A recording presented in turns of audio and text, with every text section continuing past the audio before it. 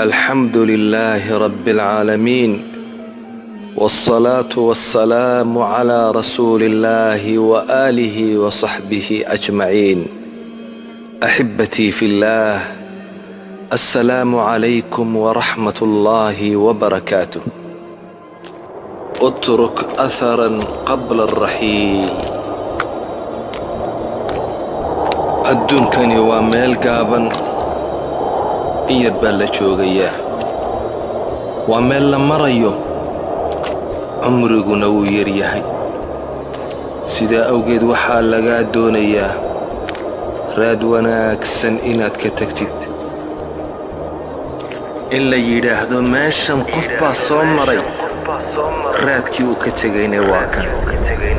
wakun rajulan in ataw bacdahu يقولون مر وهذا الأثر.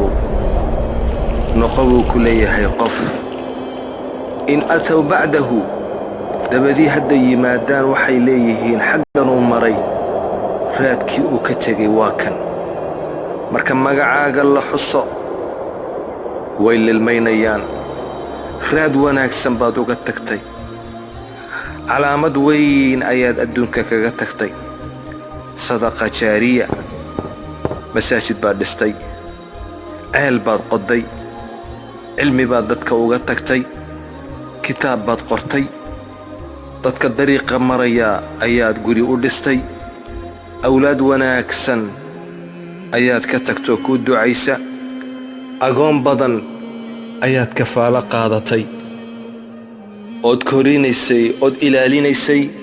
ilaahay waxa uu leeyahay إنا نحن نحيي الموتى ونكتب ما قدموا وآثارهم وكل شيء أحصيناه في إمام مبين.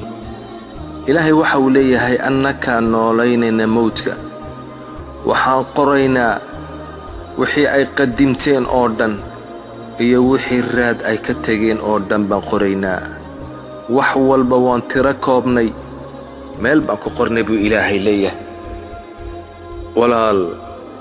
walaal isweydii haddaba, maxaad ka tagtay raad?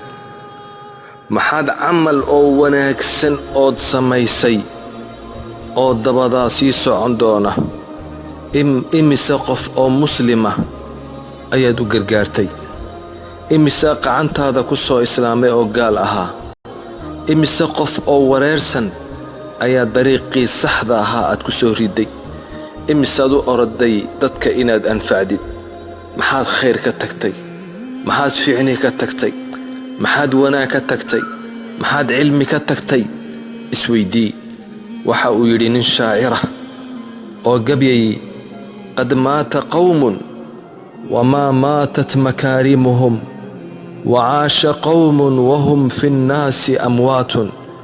waxa uu yidhi qad maata qawmun, qaar baa dhintay dadka, wamaa maatat makaarimuhum, wanaaggii iyo khayrkii iyo fiicnidii iyo wixii ay sameeyeen may dhiman, may baabi'in, way nooshahay. khayrkii iyo wanaaggii iyo cilmigii iyo wixii fiicnaa ay dadka uga tageeni wuu nool yahay, wuu jiraa, waa la xusayaa, magacoogu ma dhiman.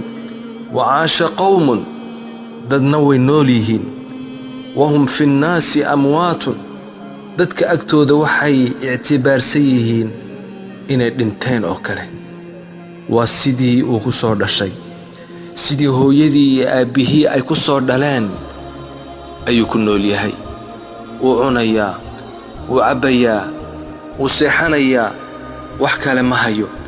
adduunka waxba kuma soo darayo, ummadda waxba ma anfacayo. adduunku culays ku yahay.